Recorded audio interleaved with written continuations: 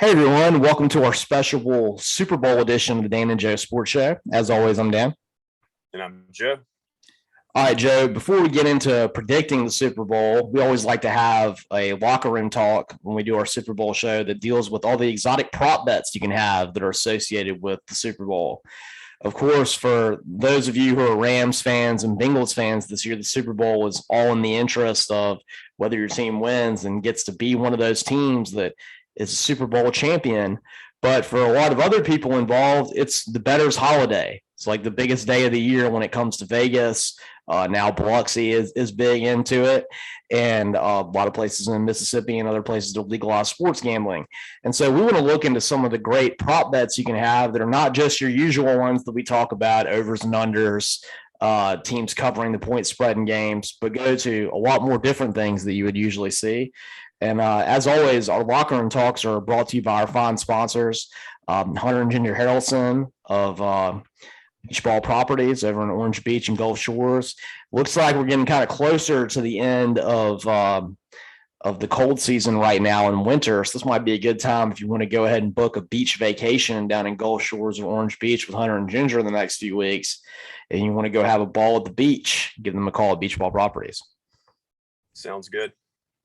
All right, Joe, the first one that I liked in the prop bet, and I like this from a value standpoint, and I can attest to what I think the value of this bet is because I made it myself last night when I was in Biloxi.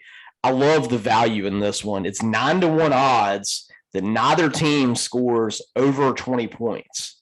Now, of course, the reason it's 9-1 is that that's tough. I mean, obviously these teams got here because they both have prolific quarterbacks and Matt Stafford and Joe Burrow. However, these defenses, I think, have been really one of the main reasons that both these teams are here. And I also, especially on the Bengals side of it, find it's going to be a tough road to hoe for them to score over 20 points, especially with that insane pass rush from Aaron Donald and company. Well, the last two times the Rams have been in the Super Bowl against the Patriots, both those games were defensive, and I think the last Super Bowl was 13-3. So neither team, even got close to it. Right, exactly. And that's kind of what my thought process was with this one. I was like, this is one that's a lot of return on it. So I put a low bet on that with a 9-1 payout.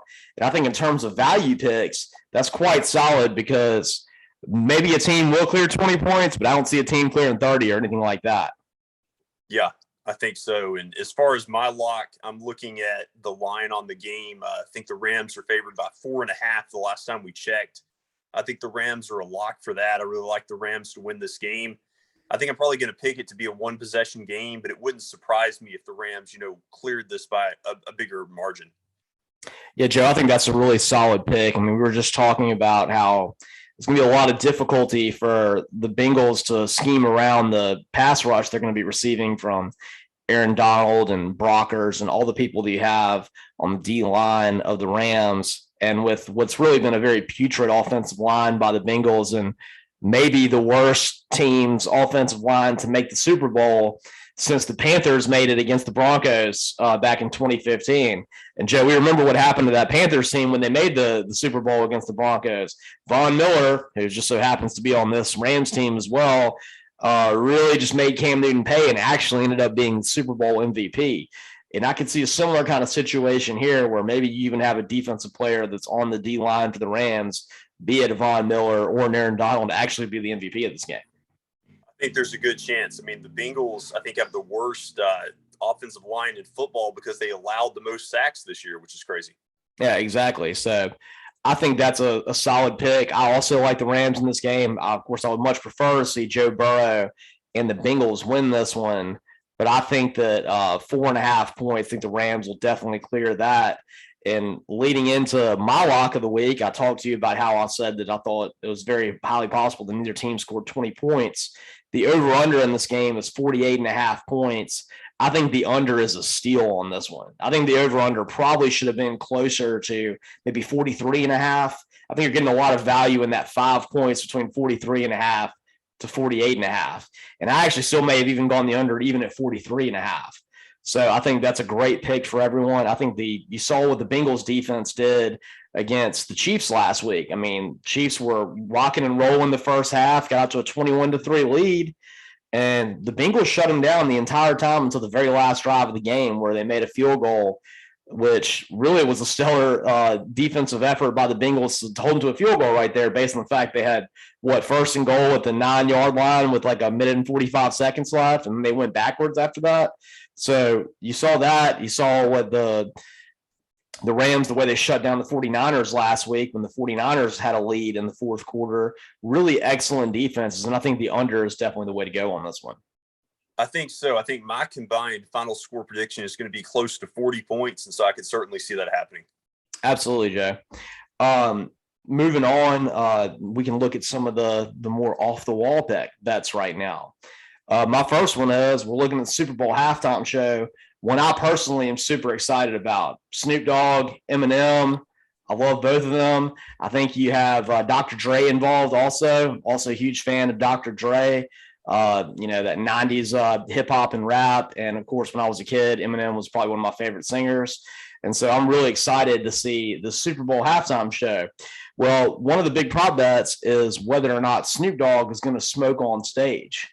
The topic of what he's going to smoke on, that could be up for debate. We all know that Snoop is definitely on the legalization side of a certain substance out there. So you could argue that could be what it is, especially since in California where that is legal. So that's a question that's out there, is whether Snoop will smoke on the stage or not. And Joe, I got to say that while this is a fun bet, you don't get a lot of value out of this one.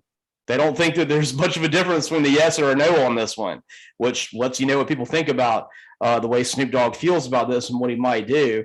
But it's a fun bet, but not one you're going to make a lot of money off of. Yeah, it's more of a conversation starter during the game than it is, a return on it. Exactly. So I don't know. If I were going to lean on one side of it, I would say he probably does do it. I think so too. I'd say yes, but I like the fact that you said you're super excited for the Super Bowl halftime show.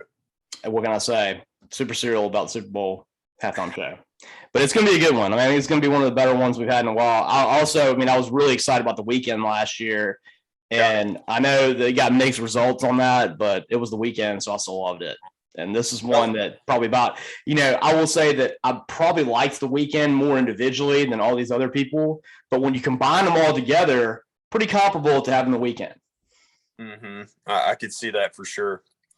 The next prop bet I'm going to look at, as far as, kind of like you said, the off the wall ones, with this being Valentine's Day tomorrow. I mean, granted, there's probably going to be a lot of people out there, unfortunately, probably forget about Valentine's Day with it being the Super Bowl. But I am going to argue that one of the players for the teams will remember for one of the teams that wins the Super Bowl. And I'm going to take the bet that, yes, one of the players will propose to his girlfriend after the game. Joe, I think this is a great bet. As I mentioned earlier, with Snoop Dogg smoking on stage, that was not a very good value pick. I mean, it's pretty even odds either way on this.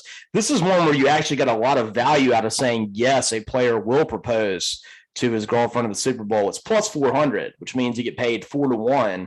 And with 165 players on both teams making the trip, all the excitement of this, got to feel like there's a pretty good chance that one will propose to him, and definitely one that's worth taking a grab at a 4-1 odds. Right. Absolutely. All right, Joe. Next one I have is really kind of looking at a different side of the game that not a lot of people talk about. But this made a huge difference in certain games in the postseason, most notably the 49ers and the Packers game, and that's special teams. Both of these teams have gotten a long way to where they're at due to their special teams. In particular, they both have excellent kickers. Evan McPherson, they've been calling him Shooter, like Shooter McGavin from Happy Gilmore, because he's just so consistent. And, I'm a big fan of Evan McPherson because little brother is about to be the new kicker at Auburn. So I think that's going to be a really great thing.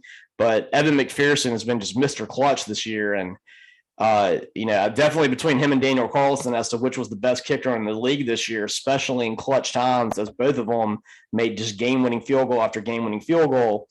And then on the other side of it, the Rams also have a excellent kicker themselves, because they have Robbie Gould, if I'm not mistaken. And he's excellent too. And so there's, this is one where it is, either kicker hit the upright or crossbar. And this is one where, the odds I would generally say are already favored heavily if in terms of the kickers, but this one more so because we're talking about some of the best kickers there are in this game. And actually, I think it's Zerline is the kicker for the Rams. I'd said Robbie Goldberg. I think he was the 49ers kicker. But Zerline, of course, remember what he did to the Saints, making that 56-yarder to beat us. He's really good. And then Evan McPherson has just been a beast in this postseason. And I don't think there's any way they'd miss a kick, but I certainly don't think there's any way you're going to see him hit the crossbar or the upright. And even though this is one where the odds aren't great, where you get paid $1 if you bet 5, I think this would be one where if you wanted to make a big bet, you could put $1,000 down and make 200 or some kind of variation of that. This is a really good 5-1 odds. I just don't see how it's going to happen. Right. I'd be surprised as well if one of them hit the crossbar for sure, even if they missed. All right, Joe, what's the next one that I think we wanted to talk about, and you can look at this a little bit, had to do with something about the players and who all's going to throw passes. Yes, good call there. So I think that there's a bet on a number of players that attempt to pass in this game, and I think it's at 2.5. So I'm going to say take the over on that. I mean, we've seen a lot of precedent for multiple players attempting passes in Super Bowls. Even Nick Foles caught a touchdown pass, 4 years ago in the Super Bowl. So I think taking yes on this is the way to go. That's right, Joe. That play, of course, has now become called the Philly Special. And a lot of people have been doing it since then, where you have a player that's a good passer, have the quarterback throw the ball to that player. He runs out wide, usually to the right. The quarterback goes out to the left, and then he throws it to the quarterback. And, of course, it worked with Nick Foles scoring a touchdown against the Patriots. And you've seen it a lot of times since then. And now that's only one variation of all the different ways you could have a player throw a touchdown. But we know in particular Sean McVay is big on having different players throw passes. OBJ is someone that can throw a pass pretty well. If he's healthy on the Bengals side of it, CJ Uzomah, who is their tight end, was a quarterback in high school. And I remember when he played at Auburn, he actually did a fair amount of throwing passes on trick plays. So that's someone that you could look for maybe too if he can play. But regardless, I think there's a very good likelihood that, be it through a trick play, maybe be it through an injury to a quarterback for a period of time, you have at least 3 people throw passes in this game. There was also a famous Super Bowl play where Antoine Randall threw one for the Steelers against the Seahawks about 16 years ago. Well, that's right, because Antoine Randall was not only a quarterback in high school, he actually was the quarterback in Indiana the entire time he was in school there, and converted to a wide receiver. I think at the Senior Bowl was when they first got him to convert to a wide receiver, and of course had a great career as a receiver for the Steelers. Good point. Yep. And not only that, they had Hines Ward, who's also a quarterback at Georgia, did the same thing. So long history of the Steelers there. Joe, the next one that I have, I think the last one that we have is also one that you're going to look at too, and that's we're looking at individual statistics, and we're talking about the 2 best receivers in the game. And Joe, the first one relates to Cooper Kupp. Yes, so I think the over-under on how many receiving yards Kupp has is at 108 or 108.5. I'm actually going to say take the over, but it wouldn't shock me, if somebody took the under, just because I could see the Bengals double teaming Kupp and OBJ and other guys having to get a lot of yardage. Yeah, Joe, I think this is one where, Kupp has been so unstoppable in this postseason, and that's a really tough number to set it at. I mean, I think if you'd even set it at something like 120 or something, that'd be a no-brainer. But that 108.5 is tough. I have the slightest of leans. I would not feel comfortable making this bet on the under. I think you're right. I think that OBJ and Van Jefferson are going to get a little more traction on this one. I think the Bengals are going to make the ultimate focus of their defense in defending Cooper Kupp, which, you look at even at the NFC Championship game, that was the way the 49ers were beat by the Rams, was with Cooper Kupp. So he's been the main focus. I think this Bengals team did a great job after a pretty good first half by Tyreek Hill of shutting him down. So I think they can probably keep him a little bit beneath that. So I would go the under on that. And Joe, the next one we have is Jamar Chase, who of course is the Bengals' stellar wide receiver. Yeah, this is a no-brainer. I think it was at 80.5 yards. I think he's absolutely clears that. He might even clear that in the first half. Yeah, Joe, I think with the way the Bengals receiving core is, it's not near as good as what the Rams have. The Rams are definitely much more stacked at the wide receiver position. If you Yeah. take Cooper Kupp away for the Rams, you still have a couple other guys who can burn you and get 100-yard games of their own. The Bengals don't have that same situation. Chase is by far their number one option. And if you shut him down, they don't really have a great, capable number two. I think T. Higgins is pretty good, but I don't think he's anywhere in the league of what Jamar Chase can do. And so I think that at 80 and a half, I think this is a no brainer. I think Jamar Chase definitely clears 80 and a half because they're going to have to throw it to him, especially with the way that they're going to, struggle to find yards in this game. So I think Jamar Chase definitely clears 80 and a half. And Joe, I probably would have felt comfortable taking Jamar Chase even at like 125, I think, to clear that. Oh, absolutely. I felt like both of these bets, they put the number lower than I would have put it. Yeah, I think I probably would have put for Cooper Kupp about $120, and then for Jamar Chase probably 125. I think so. All right. Well, when we come back, we're going to do our actual preview of the Super Bowl. And I want to thank everybody for listening. You can catch all of our old episodes on Spotify if you want to listen to the podcast there. And you can also become a subscriber to our YouTube channel and watch all of our YouTube videos of our episodes. And you can also like our fan page on Facebook. And then also follow us on Twitter at DJ Sports Show. And as always, I'm Dan. And I'm Joe.